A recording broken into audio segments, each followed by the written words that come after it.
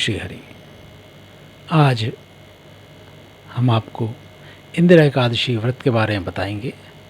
यह व्रत श्राद्ध पक्ष में पड़ता है और इस व्रत के करने से पितरों को पुण्य लाभ प्राप्त होता है। ओम श्री हरि।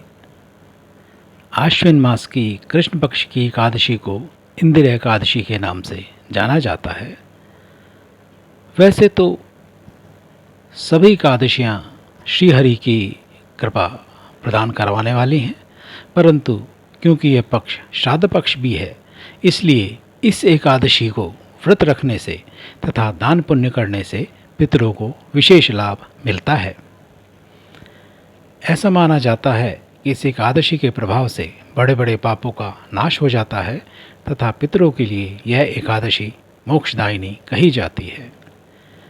भगवान श्री कृष्ण तथा सम्राट युधिष्ठिर के संवाद में भी इस एकादशी का वर्णन है। इसमें भगवान श्री कृष्ण युधिष्ठिर को यह बताते हैं कि सतयुग में इंद्रसेन नाम का एक प्रतापी राजा था। उसकी प्रजा बड़ी सुखी थी। वह अपनी प्रजा का बड़े अच्छे तरीके से पालन करता था तथा उसकी प्रजा हर प्रकार से संतुष्ट थी। एक बार इस राजा के दरबार में नारद मुनि आए और उन्होंने आकर राजा को बताया कि वे राजा के पिता से उनके पिता की ओर से एक संदेश लेकर आए हैं।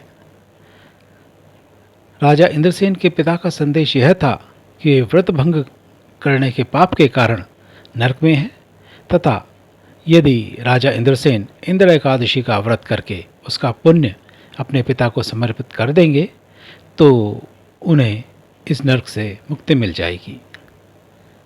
नारद मुनि ने राजा को यही सलाह दी कि वह इंदिरा एकादशी का व्रत अवश्य करे, जिससे उनके पिता को नरक से मुक्ति मिल सके। नारद मुनि ने आगे यह बताया कि इस दिन विधिपूर्वक उपवास रखना चाहिए तथा श्रीहरि की पूजा करनी चाहिए।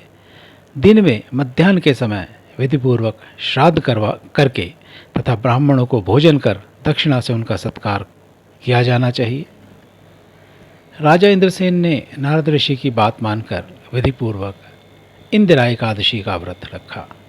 इस व्रत के प्रभाव से राजा के पिता को मोक्ष की प्राप्ति हुई और वे श्रीहरि के धाम वैकुंठ लोक को चले गए। इसी एकादशी व्रत के पुण्य प्रभाव से राजा को भी मृत्यु के बाद वैकुंठ लोक की प्राप्ति हुई।